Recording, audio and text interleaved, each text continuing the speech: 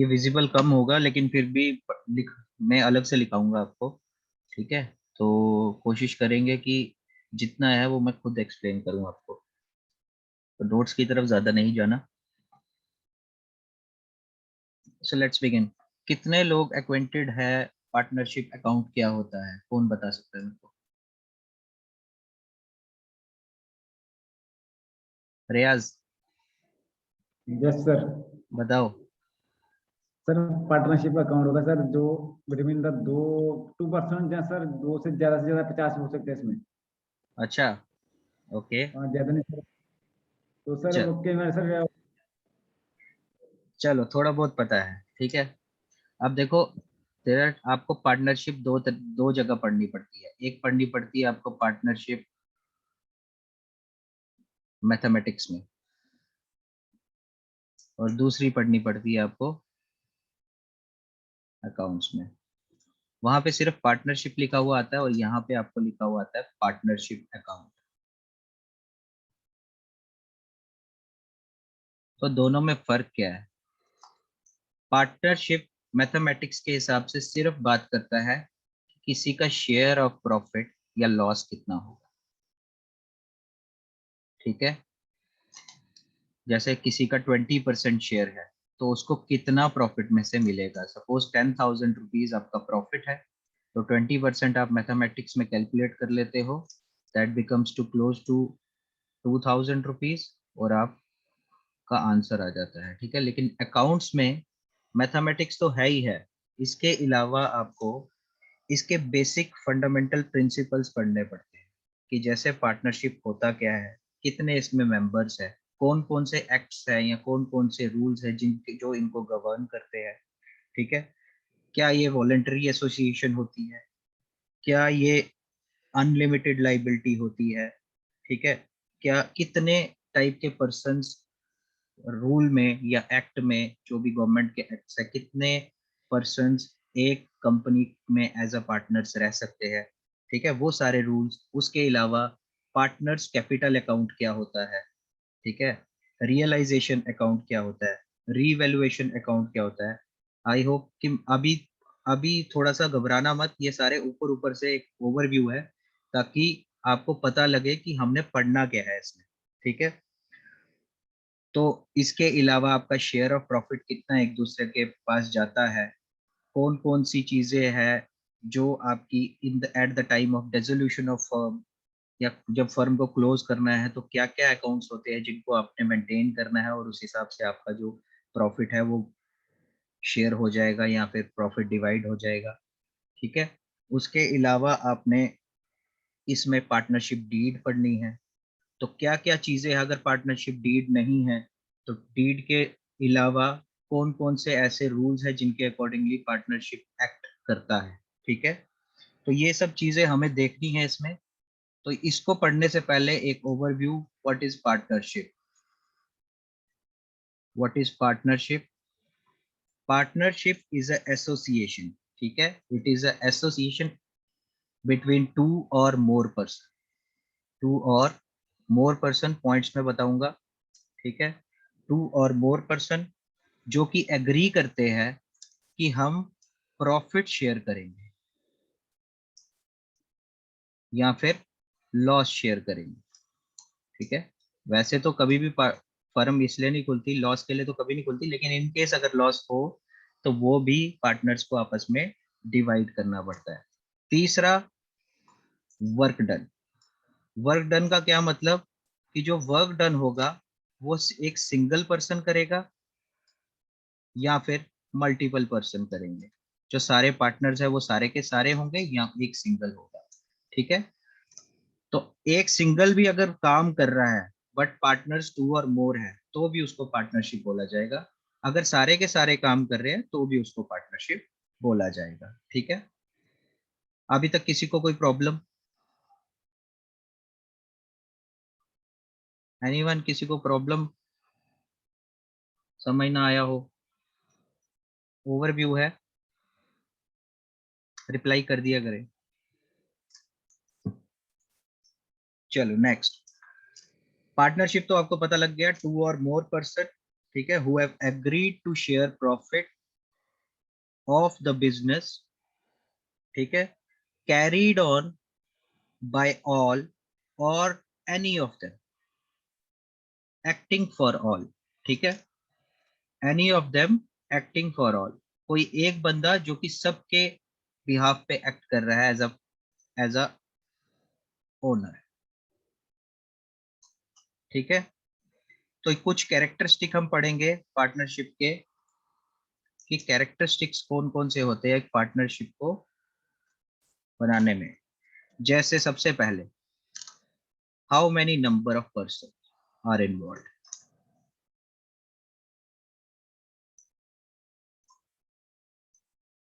कौन बताएगा मेरे को कितने बंदे हो सकते हैं maximum? Sir, 2 or more person. Okay, maximum, I am asking maximum. So 50. 100. 100, right, ठीक है, Sir, 100. 100 होते हैं maximum in case of a common business which is not associated with banking. वो बिजनेस जो बैंकिंग से रिलेटेड नहीं है, सिर्फ वो बिजनेस में 100 तक आपके पार्टनर्स हो सकते हैं। Whereas if you will ask about banking, कौन बताएगा?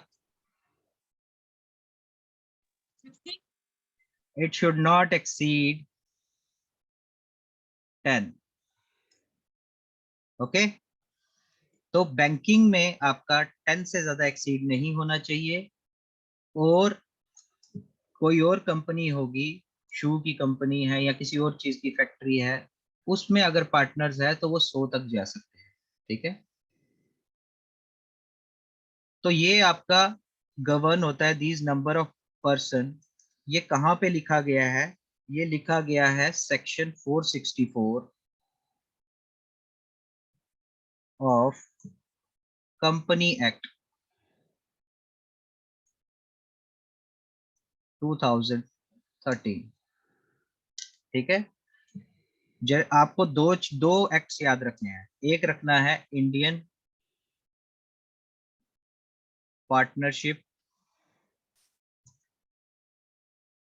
एक्ट 1932 और दूसरा करना है कंपनीज एक्ट 2013। अब इंडियन पार्टनरशिप एक्ट 1932 क्या करता है और कंपनीज एक्ट क्या करता है? इंडियन पार्टनरशिप एक्ट आपको सिर्फ ये बताएगा कि अगर if you are a partner, ठीक है, तो क्या क्या चीजें आपको मिलेंगी। मतलब प्रॉफिट अगर शेयर करोगे तो किस किस चीज का होगा आपका प्रॉफिट, ठीक है, लैंड का होगा कि नहीं होगा, ठीक है, या फिर आपका इंटरेस्ट लोन का होगा कि नहीं होगा, ठीक है। उसी तरह कोई और एसेट है उसमें आपकी पार्टनरशिप होगी कि नहीं होगी। ये सारी चीजें कौन गवर्न करता है? Indian partnership act 1932। Whereas companies act सिर्फ कंपनी का कैसा वर्किंग होगा, वर्किंग, कंपनीज वर्किंग सिर्फ उसकी बात करता है, ठीक है। जैसे कितने बंदे होंगे, ठीक है, क्या क्या, मतलब अगर कंपनी है तो कंपनी को टैक्स देना पड़ेगा, कॉर्पोरेट टैक्स देना पड़ेगा। तो ये सारी चीजें जो होती है वो कंपनीज एक्ट 2013 में दी गई है कि क्या क्या रूल्स गवर्न करते हैं, ठीक है। तो ये तो हो गया आपका पहला कैरेक्टरिस्टिक, नंबर ऑफ पर्सन। अभी सिर्फ ओवरव्यू चल रहा है, इसको हम डिटेल में भी पढ़ेंगे। इसके अलावा आपका दूसरा होता है एग्रीमेंट। सो जो एग्रीमेंट होता है वो दो टाइप का हो सकता है। एक हो सकता है रिटन और दूसरा होता है अनरिटन। आई होप पॉलिटी पढ़ी होगी आप लोगों ने, रिटन और अनरिटन का क्या मतलब होता है ये पता होगा आपको। Written constitution, unwritten constitution, same is the case with agreement. अगर रिटन होगा तो उसको बोला जाता है partnership deed,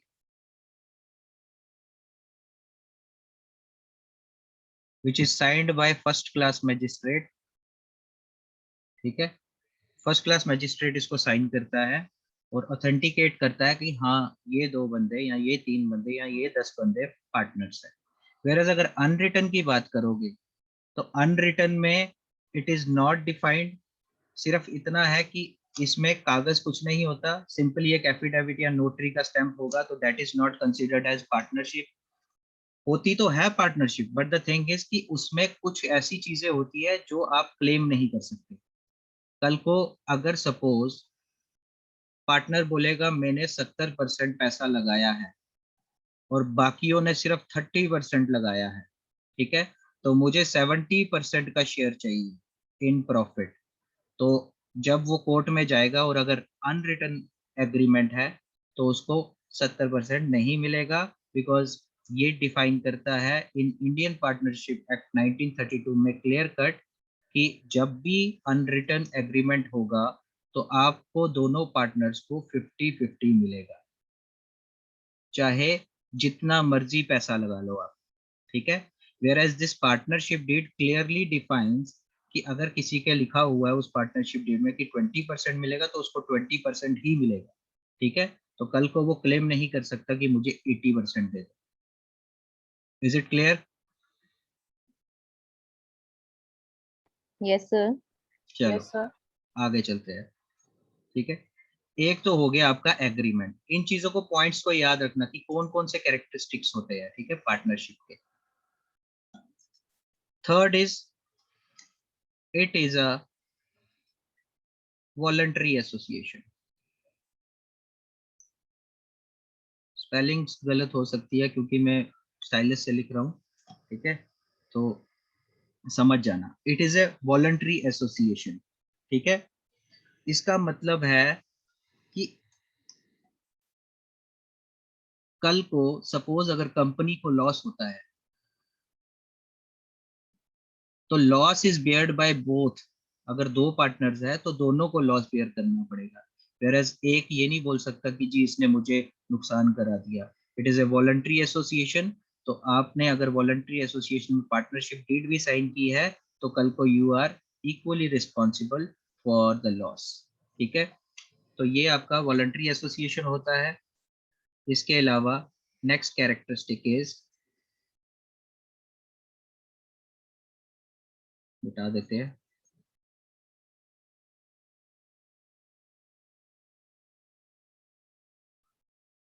next characteristic is कि इनका जो बिजनेस है वो लीगल होना चाहिए, लीगल, ठीक है।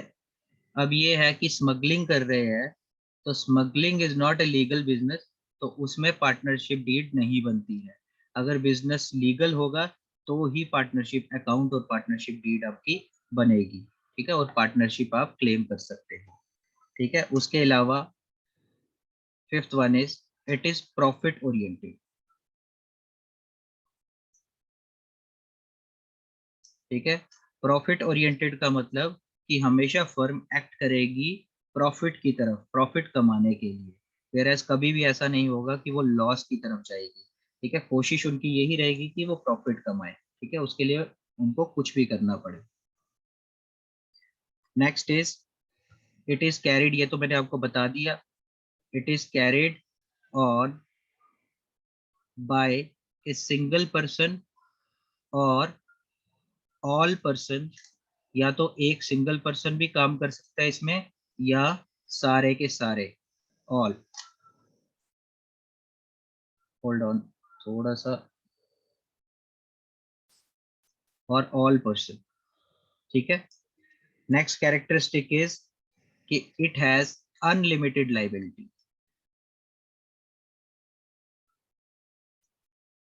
There are 2 type of partnerships, कौन बताएगा? अनलिमिटेड एंड, एक अनलिमिटेड होती है, दूसरी होती है limited liability partnership,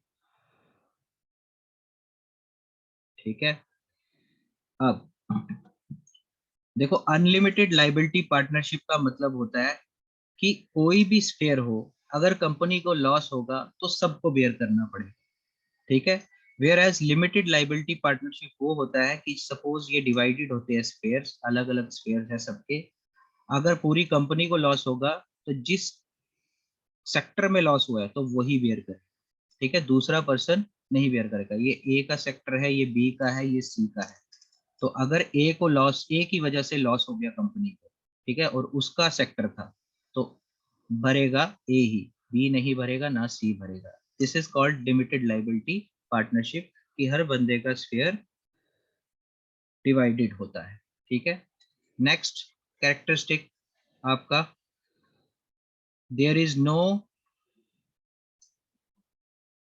no transferability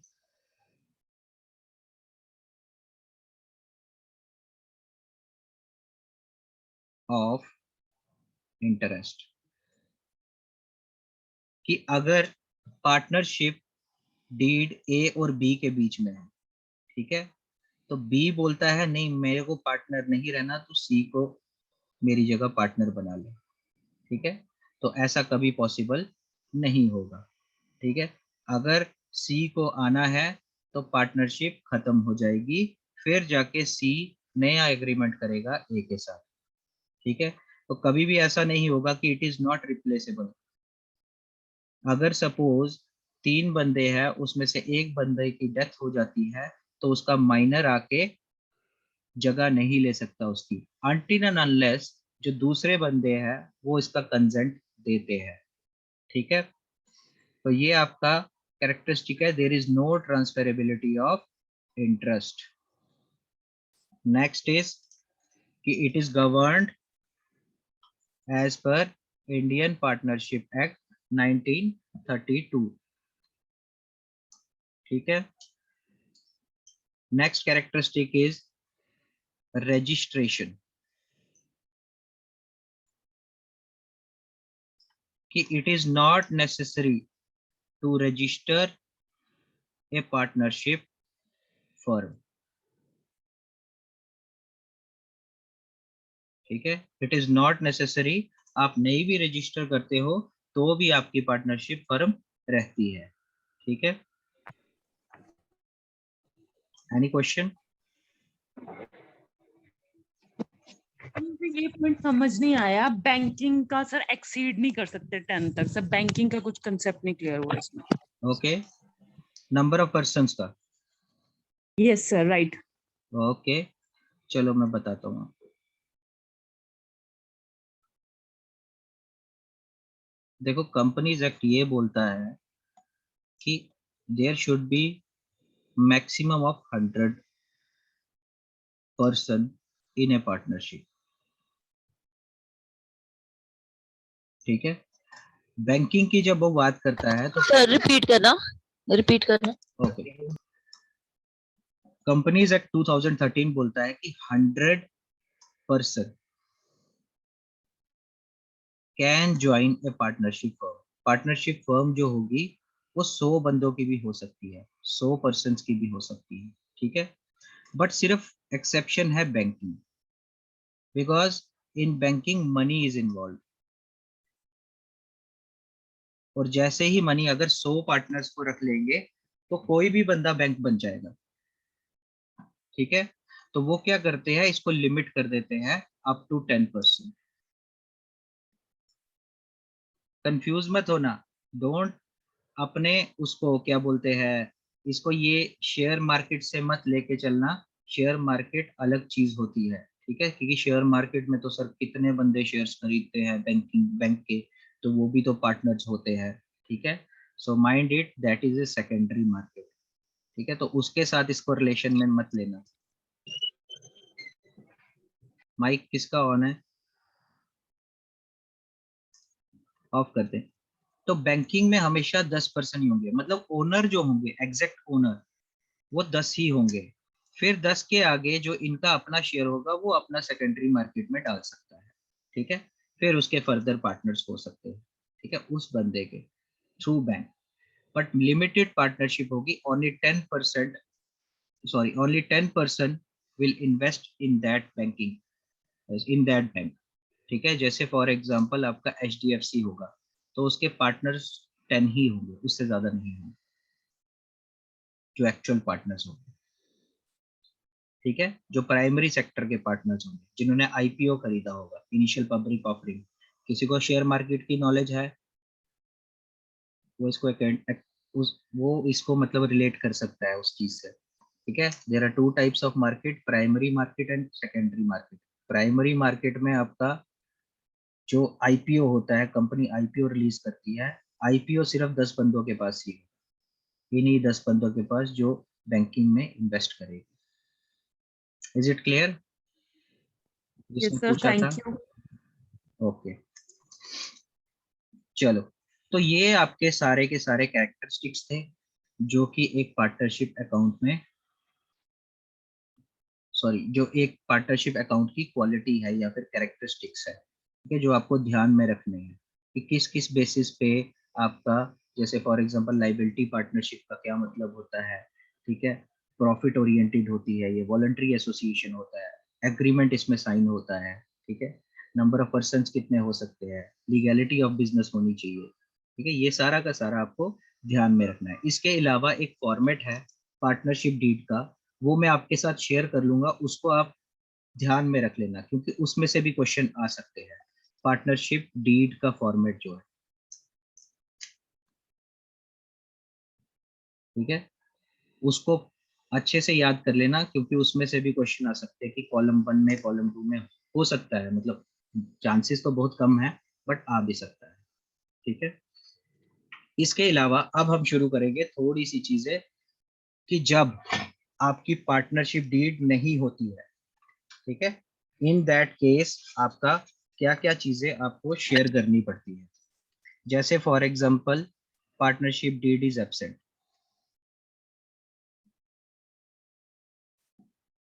partnership अगर डीड प्रेजेंट है तो सिंपली जो उसमें डिफाइंड होगा वही आपको मिलेगा।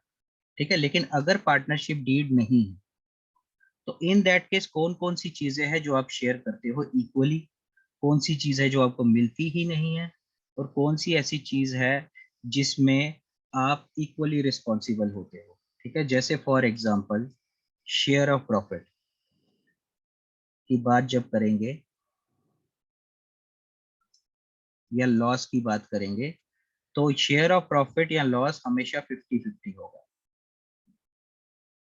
पार्टनरशिप डीड अगर आपकी नहीं है, ये मैंने आपको एक्सप्लेन किया था पहले भी।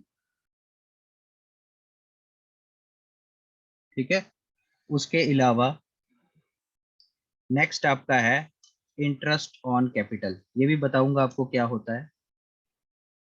इंटरेस्ट ऑन कैपिटल का मतलब होता है कि अगर किसी पर्सन ने एक्स्ट्रा पैसा लगाया, किसी पार्टनर ने एक्स्ट्रा मनी लगाया है, 70% ऑफ इन्वेस्टमेंट उसने की है और 30% दूसरे पार्टनर ने की है, ये ए है ये बी है। ठीक है, तो अगर 70% उसने की है तो वो बोलेगा अगर मैंने 70 की है तो मुझे इंटरेस्ट दो, तो बिजनेस को उसको इंटरेस्ट देना पड़ेगा। बट प्रॉब्लम क्या है कि अगर पार्टनरशिप डीड नहीं होगी तो इन दैट केस तब क्या होगा, अगर किसी ने ज्यादा इन्वेस्टमेंट किया है तो इंटरेस्ट ऑन कैपिटल नहीं मिलता है। ठीक है, कोई भी इसको क्लेम नहीं कर सकता अगर पार्टनरशिप डीड नहीं होगी। थर्ड पॉइंट इज, देख लेना, ये उतार लेना, कहीं नोट्स लिख लेना। सर इंटरेस्ट ऑन कैपिटल पर सर कोई डीड नहीं होती इसमें। है जो इंटरेस्ट ऑन कैपिटल होता है सर इसमें 50-50 नहीं होता सर। इसमें क्या? जी सर, जो प्रॉफिट लॉस हो सर, इंटरेस्ट पे करना हो तो सर वो भी 50-50 करते हैं इसमें। देखो, इंटरेस्ट ऑन कैपिटल मिलता ही नहीं है, किसी भी पार्टनर को नहीं मिलेगा, चाहे वो ज्यादा लगाए चाहे वो कम लगाए, अच्छा ठीक है सर। किसी को भी नहीं मिलेगा। किस केस में? जब पार्टनरशिप डीड आपकी नहीं होगी, एक कागज प्रॉपर जो फर्स्ट क्लास मजिस्ट्रेट से साइन होता है वो आपका साइंड नहीं होगा आपके पास डॉक्यूमेंट। ठीक है, तो you can not claim interest on capital. तो इसमें क्या है, उसी तरह जैसे इंटरेस्ट ऑन ड्राइंग, जब पार्टनरशिप की बात करेंगे तो इंटरेस्ट ऑन ड्राइंग की बात आ जाएगी। क्या कि ए और बी पार्टनर है। देखो, जब सोल प्रोपराइटर होते हैं, सिंगल प्रोपराइटर होगा अगर सिंगल ओनर होगा, ठीक है, उस केस में तो वो पैसा निकालेगा, डालेगा बैंक में, वो ड्राइंग्स करेगा, तो उसमें कोई दिक्कत नहीं होगी, ठीक है, उसको ना हिसाब किए देना पड़ेगा ना कुछ। लेकिन जब अगर दो पार्टनर्स हैं, तो एक अगर बंदा बिजनेस में से पैसा निकालता है, if A is doing drawings, ठीक है, तो बी पूछेगा क्यों निकाला, ठीक है, और बी किससे पूछेगा, बी पूछेगा बिजनेस, ठीक है, कि भैया ए ने ड्राइंग की थी, तो क्या तूने उससे इंटरेस्ट लिया उसका, क्योंकि भैया मैं अपना पैसा क्यों गवाऊं, ठीक है, तो बी बोलेगा कि बिजनेस को तू इससे कलेक्ट कर, क्या, इंटरेस्ट ऑन ड्राइंग्स, ठीक है। बट प्रॉब्लम क्या है, जब पार्टनरशिप डीड नहीं होती है तो इंटरेस्ट ऑन ड्राइंग भी बिजनेस कलेक्ट नहीं कर सकता, ठीक है, तो बी इस पे क्लेम नहीं कर सकता जब पार्टनरशिप डीड नहीं हो। उसी तरह next point is interest on advances.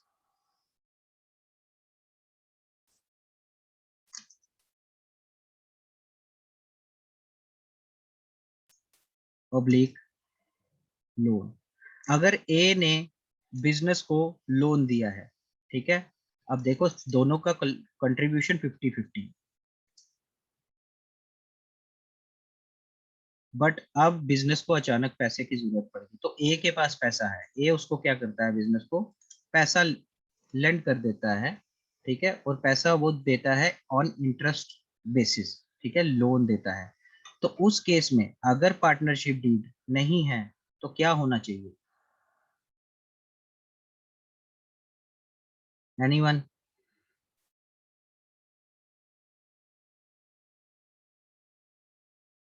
Riyaz guess तो करो। सर कोई आइडिया नहीं है सर। अच्छा ठीक है, अगर ए ने या बी ने बिजनेस को लोन दिया है, in that case partnership act 1932 defines it that interest अगर लोन होगा तो वो वापस करना पड़ेगा eight a rate of 6% per annum. Is it clear?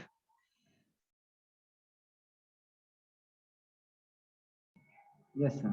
ठीक है, तो ए को ये पैसा 6% पर एनम के हिसाब से इंटरेस्ट देना पड़ेगा बिजनेस को, तो बी इसको नहीं बोल सकता कि भैया मैं नहीं देता इंटरेस्ट, ठीक है, क्योंकि ये आपका इंडियन पार्टनरशिप एक्ट में डिफाइंड है कि अगर पार्टनरशिप डीड नहीं होगी तो 6% पर एनम आपको देना पड़ेगा उस बंदे को जो आपको लोन देता है, वो पार्टनर जो आपको लोन देता है। अब कोई मुझे बताएगा कि पार्टनरशिप डीड अगर प्रेजेंट होगी तो कितना होना चाहिए इंटरेस्ट? सर जितना रिटर्न होगा सर उसमें।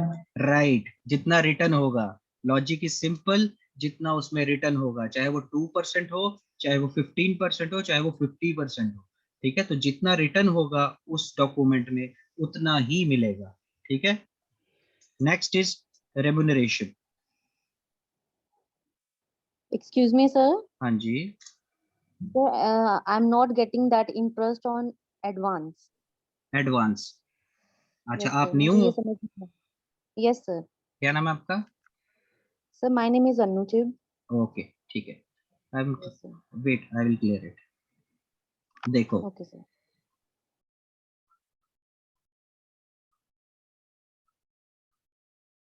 जब बात करते थे सिंगल ओनर की, सिंगल ओनर, तो उसकी कंपनी है, कंपनी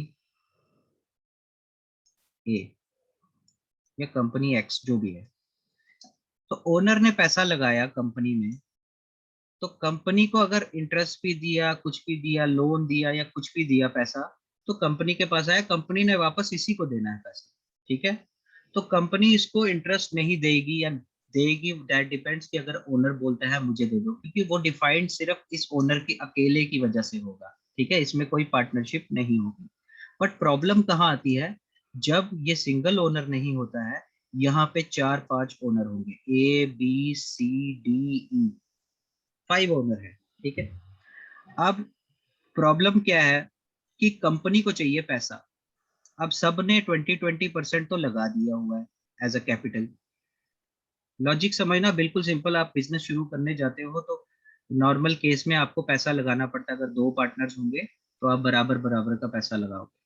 अब सपोज बिजनेस में अचानक प्रॉब्लम हो गई, पैसा जरूरत पड़ गया, ठीक है, तो आपका जो दूसरा पार्टनर होगा वो बोलेगा तू दे दे, तेरे पास अभी है तो ठीक है, तू कंपनी से उठा लेना पैसा एट ए रेट ऑफ कोई भी, जो भी आपके रेट ऑफ इंटरेस्ट होगा, ठीक है।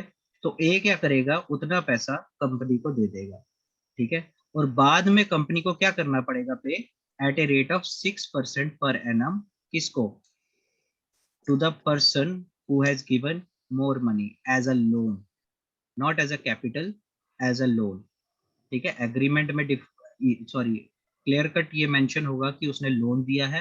तो देखो अनरिटन का मतलब ये नहीं होता, समझना एक चीज, अनरिटन का मतलब ये नहीं होता कि कोई भी डॉक्यूमेंट नहीं होगा। Okay, polity sir. में पढ़ा है ना अनरिटन कॉन्स्टिट्यूशन क्या होता है, आई होप पढ़ा होगा आप लोगों ने। अनरिटन कॉन्स्टिट्यूशन का मतलब होता है कि वो जो एक्ट्स ही, जो वहां पे एक्ट्स चलते हैं, जो एक्ट्स पास होते हैं वही आपके लॉ बन जाते हैं, ठीक है। वेयर एज रिटन कॉन्स्टिट्यूशन का मतलब होता है एक रिटन डॉक्यूमेंट होगा जिसके बेसिस पे लॉ को गवर्न किया जाता है, ठीक है। लेकिन जहां पे अनरिटन होगा वहां पे जब भी जरूरत पड़ती है तो एक नया लॉ बन जाता है। तो वैसे ही सिस्टम है अनरिटन में कि आपने ए ने पैसा दिया कंपनी को और कंपनी ने वापस उसको क्या करना है,